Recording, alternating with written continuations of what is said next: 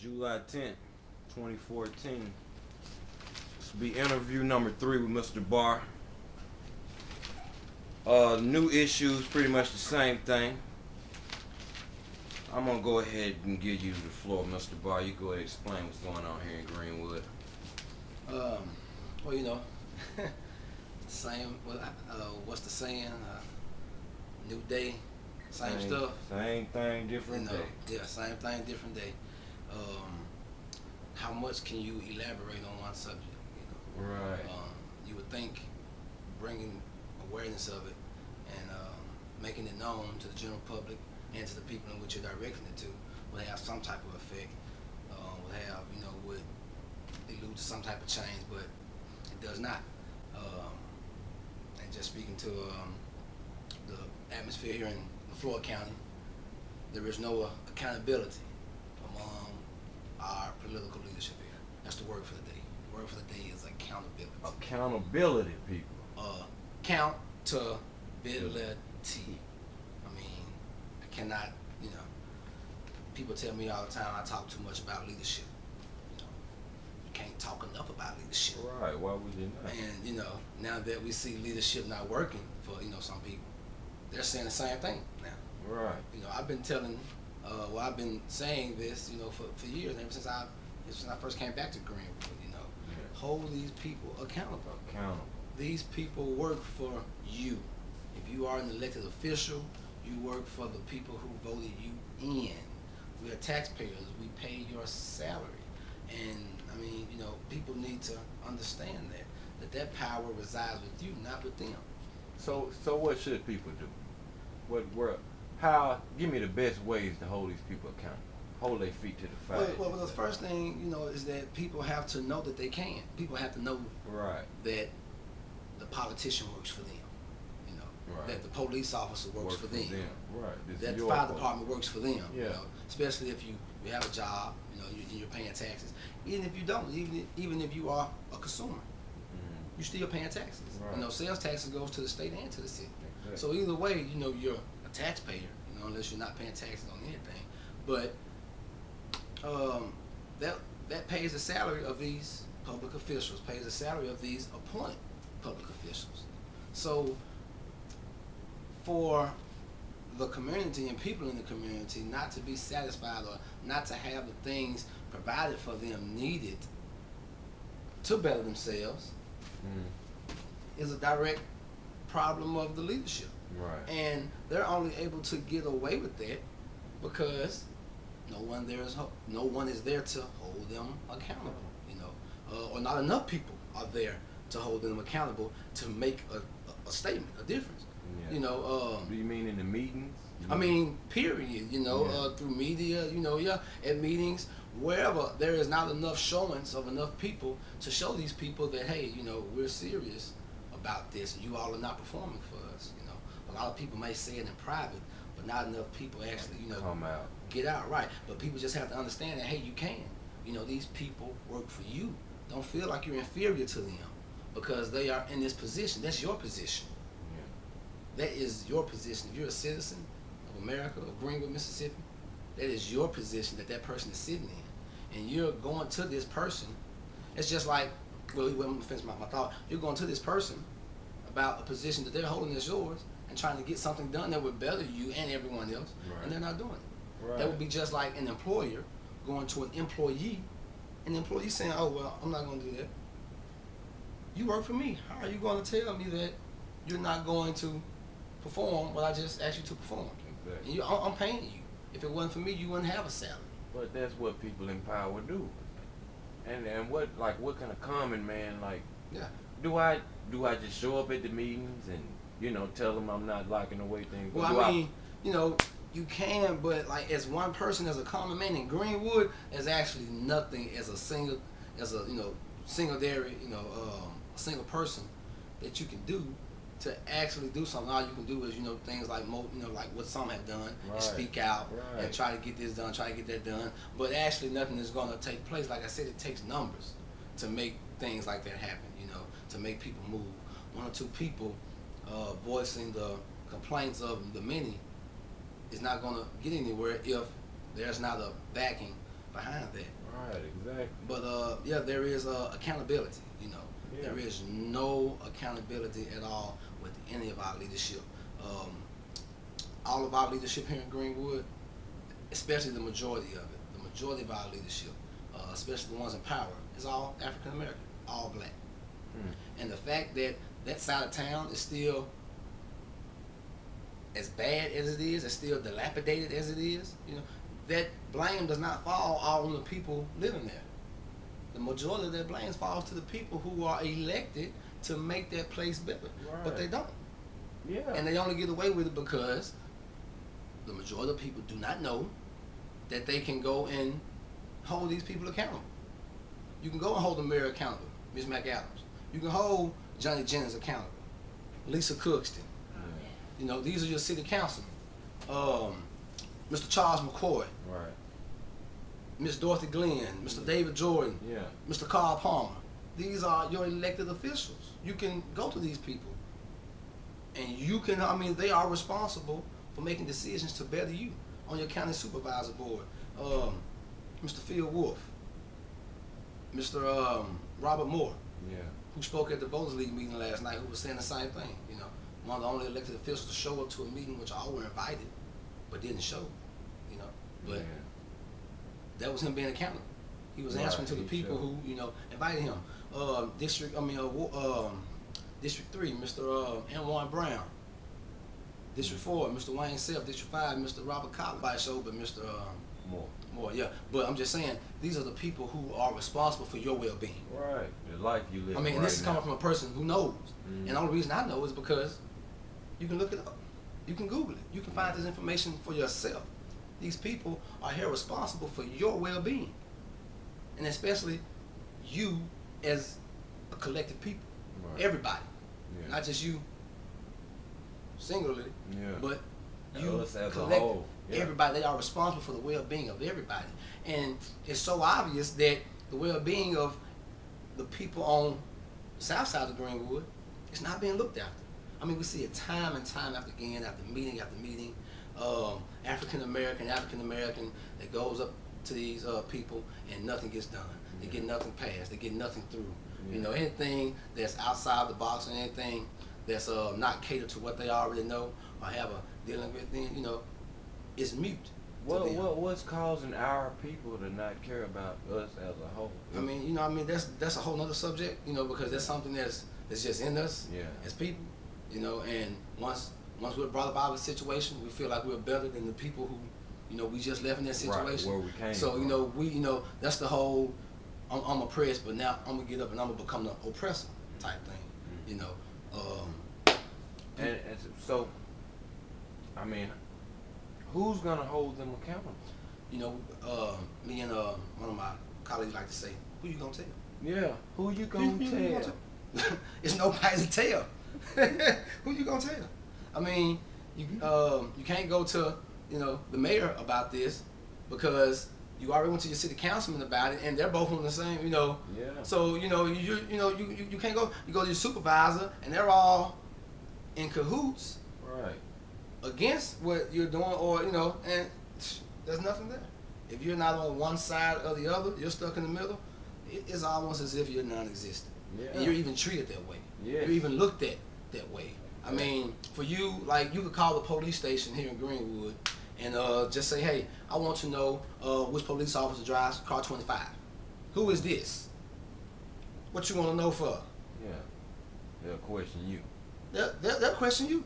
Your office. See, ignorance is, that's what kills this entire. All the answers to your question is pretty much ignorance, but people don't know. And not only the people who are not in these positions, but the people who are in these positions, their ignorance hurts everybody. Yeah. Because you're in a position of power, in a position of responsibility, and you have no idea what you're doing. You do not know the parameters of your job. You do not know the details of your job. You do not know your job duties. It's public knowledge. What officer? That's a car I'm paying for gas in. You bought that car through my tax dollars. Right. That's public. That's a public-owned vehicle. Right. I have the right to know who's driving that car. I have the right to that information. You want a copy of the budget of the city. Hey, all All this information is yours. This is your city. You are a citizen here. You are a resident here. This is your city. And if you do not begin to take control of that and utilize that, then we will continue to be exactly where we are. I mean, there's nothing I can do by myself, or Mr. Waddell, or or Mr. Pearson, or anyone else, any of these other people who are trying to effect the change. Yeah. You know. So basically, our fight is getting the numbers. We need to. You know, get right? the It has to be a collective effort. You know, and the reason that it's not so collective, you know, it's a plethora of reasons of why we can't come together as a collective unit and do things. But you know, one of the most, I believe, one of the main reasons is because the people have nothing to believe in. Like I said, their political, the political system, the people do not believe in it. It's all a sham to them. Yeah. Like I said, for one, because their main thought, the average guy, you know, average young black man, and we all know what that, you know, characteristic or adjective is, you know, he cares nothing about what's going on in politics. No. He cares less because it doesn't, you know, he doesn't have the knowledge to understand that it's affecting him. Yeah. He also doesn't know that he can effect the change. You are, you know, these people work for you. Again, I cannot stress that anymore. You have to look at these people as if they are your employees. Right. Because they are. Yours. You have to treat them as if they are employees. Yeah. You have to. That doesn't mean you treat them like crap. You know, you don't treat your employees like crap, but you treat them in such a way that they know that, hey, you work for me. You are only here because of my tax dollars, my vote. You know. Yeah. That's my chair you holding. That's how you have to approach these people. And you have to let them know that. But, you know, even if you were to do that in Greenwood, you'll receive so much slack, so much gripe. You can get nothing done here in Greenwood, actually trying to do it the right way. You know, even with the public works system. Yeah. You know, I run an apartment building downtown in Walthall. Mm-hmm. And it's just like the trash never gets picked up on time. The public works director, Susan Bailey. Yeah. I've contacted her time and time again, you know, about things that happen. And of course, you know, they tell me the trucks break down. Well, there's always a reason. Yeah. But my thing is, what are we doing to fix that reason? Right. The trucks are breaking down. Why not get new trucks? We just got a fleet of new police cars. Right. Why are we not getting trucks to keep this side of town clean? And although the trucks are always breaking down, I mean, just can't help to notice that North Greenwood is always clean. Now I know that over in South Greenwood, a lot of black folks, we don't care where we throw our trash. We live. That's true. We do. But they don't know any better. If they knew any better, they wouldn't do it. Right. They do it because they don't know any better. Right, and that's the way it's just like a child. That's why a child defecates on themselves or urinates on themselves because they don't know any better. Right. But you're not going to leave that child there in that defecation or that urination. Right. You're going to clean them out of it until he learns better. So it's kind of the same thing. Just because a person's going to throw it down doesn't mean that you just say, oh, well, I'm going to leave it there. Yeah. You know better. So when you know better, you're supposed to do better. But the care for North Greenwood, whether people are throwing trash in South Greenwood down or not, just the care is not there. Right. The care for this side of town because it's never picked up on time. No, I mean, you know, days, off schedule. I mean, there is no. It's not systematic. There is no complete system to it. Right. You actually have no idea when your trash is going to be picked up. You know, and that's a big problem. Yeah, I mean, you know, but again, who am I going to tell? Because I went to the mayor. I told her plenty of time. Yeah. I mean, like that's pretty much where the buck stops. You know, like I mean, all the mayor's going to do is say, well, go back to the director. I go to the director, and it's, you know, it's almost as if the answer has been the conclusion. It's a far drawn conclusion. Yeah. The conclusion's already made before I get there. You know, we're going to get your trash whenever we feel like it. Yeah. And we don't feel like getting it. It's going right. And that's how it works for everyone around here. Right. Yeah. And so, again, there, you know, I cannot hold them accountable by myself. You know, but I know other business owners are going through this. Like, you know, the business owners downtown, the club owners, the main attraction, you know, places like that. Yeah. They have so many parking issues with the police department and what's going on there that, you know, how are you going to treat your businesses like this? How are you going to come and tow cars from this man's business and bringing sales taxes to this city? Right. I mean, where is your thinking at? Where is trying to fix the problem of the park? Right. Making a spot. Right. Are you that against this man and his business that you want to tow away his customers and slow his business and stop his people from coming? And the parking was not, like, for one, it wasn't prohibiting anybody. Yeah. You know, like, but again, that's a whole nother story. Yeah. I could go on for years and months and tell you, million things. and people already know this, but it's just the fact that that's the way it's always been. it has, and people are just so, it's two things. They're so content in that hey, it's always been, and you can't change it. Mm-hmm. And the ones who want to change it feel like there's no hope. Because they see people like myself try stuff, they see other people go in front of the council and try stuff, they see all this and nothing's get done about it. Right. Nothing gets done about it. Yeah. I mean, there is no way, way that South Greenwood should look the way it looks and we have majority black leadership. Go and look at when we had majority white leadership. South Greenwood was beautiful. Oh, yeah. I don't care what anybody says. South Greenwood was beautiful, right. 40s, 50s, 60s, ever since it was first established. Broad Street High School, McLaurin High School were all built brand new. Stone Street were all built brand new, 20s and 30s. Brand new schools. These were not dilapidated schools passed down to African Americans. These were brand new state-of-the-art schools at that time. Businesses flooded McLaurin, flooded Broad Street, flooded Walthall and Main Street. That was all black-owned businesses. My granddaddy told me. Now, you can say what you want to say, but fact is fact. Yeah. Look at our situation now with majority black leadership. They say if you want to mess something up, put a black person in charge. Just like they say if you want to hide something, put it in the book. They say these things for a reason. Why? Because it applies to the majority of black people. Not all, but it applies to the majority. Just like the overseer mentality. Yeah, it comes from that. The overseer mentality, which is pretty much what we have here. Our leadership, our city council, our supervisors, our appointed officials, pretty much have that overseer mentality. Yeah. That I'm going to keep my position by keeping you where you are. Right. And anything that you advance or try to produce that's going to probably move me out of my position, then hey, I'm going to keep that down. You're not going to go anywhere. You're going to stay in line. And if you don't stay in line, I'm sure there is an overseer that makes sure. I mean that's what your city councilmen, your supervisors, that's all they are. Yeah. They're always, and they have that mentality as, hey, I'm the person who. That's why you can't get nothing done. As a slave, you can go to the overseer and say, hey, it's hot, man. Let me get a couple hours off. Hey, man, let's chill out for a second. Oh, that same black man who's your same skin color gonna beat the crap out of you and say, get back out there in that field and work.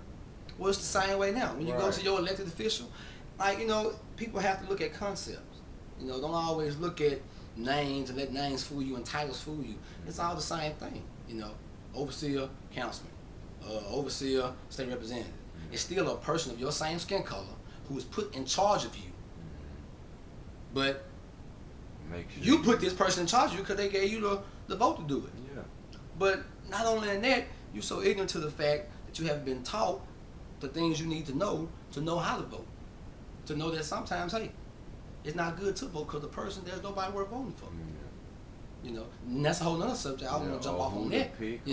But just going back to even knowing holding your leadership accountable, who can you tell? Who you gonna tell? It's just like being a slave. Right. Who I'm gonna go to? That's the problem. And if your situation, if your problem does not correlate with somebody who is in a certain position or position of power problem, then you get no say. Right. And that just goes back to our school district. And all the fuss is being made over this. Where was the fuss for ball count? Where was the fuss for Viking? Where was the fuss for Takala and Irvin and National Picture Frame? Right. And all the big. I can't.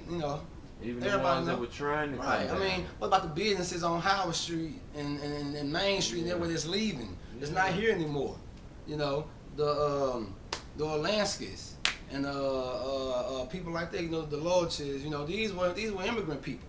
These were not white slave holding people, the Ballases and the the Maloufs, These people helped build the downtown Greenwood, and then over on the other side of Greenwood with your successful black families, the Conwalls and the Brazils, and the Paynes and people, where are all these people now? They've gone. It's not here anymore. And Something wrong. It all goes, like I said, you can't blame everything on the masses. The masses don't know any better. You as a leader have to be accountable. When people understand that, again, the concepts, this thing is just like a head coach of a football team. If that football team is not doing good, they not finna cut the players. They finna cut the head coach and probably the GM too. Leadership. They're the reason why you are where you are now. Because no help has actually been provided that's going to get you out of your situation. The only way that our leaders help us now is to help people stay exactly where they are. Right. With the way the welfare system is set up. Yeah. I'm not saying welfare is bad, but just the way it's set up, yeah. the way it's executed. It only helps people to stay exactly where they are. Why? Because there's no accountability. They're not held accountable for what they get. You just give it to them, and so it's a two-way street, and that only benefits a certain amount of people. Yeah. Marijuana. I mean, oh my God, like Ole Miss sells so much medical marijuana, produces so much of it, and now other states are even legalizing marijuana. So for us, majority black leadership in Mississippi, everywhere, state level, counties everywhere, to still lock up our own young black men for what rich white men, and not just saying like white men, but Ole Miss is, wasn't Caucasian, I'm sure the board of directors of Ole Miss is majority white. So I mean, I'm just stating fact. I'm not being racist or anything, but I'm stating fact. This is Ole Miss. They sell all kinds of weed. Yeah. I didn't even know, and it's okay. Yeah. Since 1968, Ole Miss was actually the first place in the United States that was granted permission to grow, study, and sell marijuana. Back in 1968. Back in 1968, yes. You can Google it. I might be, looking, but that's 1968. They sell more weed, but we constantly lock up our own people. And we see this. I mean, we see these people legalizing in Colorado. Yeah. How can you sleep at night knowing you still locking up your black nephew, for this crime? You really don't like us. I don't think they like us. That's why there's no accountability. That's why, they get rich. Self-hate. Yeah. What we call it, interracism. Yeah. We hate each other. Self-hate. We hate each other more than any other race could hate blacks. We hate each other, and we do each other worse than any other race could do us. Which is, like I said, going back to accountability. And you feel like numbers. If the numbers raise, the number of people who trying to... No, they're just the awareness. You have to have awareness in numbers, right? People have to know. Every person has to know that, hey, my ward, my councilman, he works for me. So there's no reason why I should have all this trash out in front of my house, even though people are throwing it down. Why don't they put officers here to stop people from doing it? Why don't they have walking patrols? Why don't they do something to prevent so much paper? If you know that people are going to throw down paper once you pick it up, come up with a system to prevent that from happening, to keep it clean. That's what you are there for. You're there to innovate things, to find ways to work through problems. Give them an initiative. There is more than one way to work through a problem than just not dealing with it at all. That's not even a way to work with a problem at all, because it's still there. You have to learn how to be innovative and creative in dealing with problems and methods, and bringing in stimulus. But people just have to understand that, for one, the awareness. You have to know that these people are here to better your situation. That's why we elected them. They're there to make the best decisions for the majority of the people, and it's just not here in LaFleur County. Like I said, our leaders have no fear of the people. No fear of the people, no care for the people at all. There is no retribution. They can make any decision that they want to make, and they don't have to worry about any real backlash. They're not worried about what people are saying on the different radio shows and the newspaper. That's not actual backlash, because nobody's hearing about that. It's not enough people hearing about that. So, they feel like they can do whatever they want to do, and which they can. It's just, it's pretty corruption. It's ignorance, it's corruption, plain old out stupidity. There is no other way to sum this up. There's no other way to put this. I would like to sugarcoat it and, say all this and all that. No, bottom line, all leadership, all the way across the board, both sides, this side and that side. See, that seemed like a scary fight. Both of y'all, it is. I mean, what can you do? And again, until we come to that awareness that these people work for us, and we come up in numbers to say, hey, we are sick of this. We tired of our friends dying for nothing. Yes. Well, y'all could be there to stop this. We tired of it. We tired of losing kinfolks. Throwing our people away. I'm sick of seeing folks on T-shirts. Yeah. You know what I'm saying? I mean, hey, Come on now, can we stop with the memorials? Can we do something to prevent this? Sick of people leaving here. Nobody wants to be here. Everybody leaves. Yeah. Everybody Your leaves. family's gone. You know, it's like, wow, you look at Greenwood and wonder, like, do you have any leadership? There is no way that you can have somebody in power who's saying this is a good situation. Right. That Greenwood is in a great situation. Is any one of them saying that? Is anybody feeling like? I mean, I guess they feel like Greenwood is in a great situation, like we could get no better. Because when you want to change something, you do. There is, you know, and until we get someone in power who understands that. Until we get someone in power who actually wants to do the job. Right. Who actually wants to do it. A simple, common man can solve the problems of the world. So numbers and voting, we could get that straight.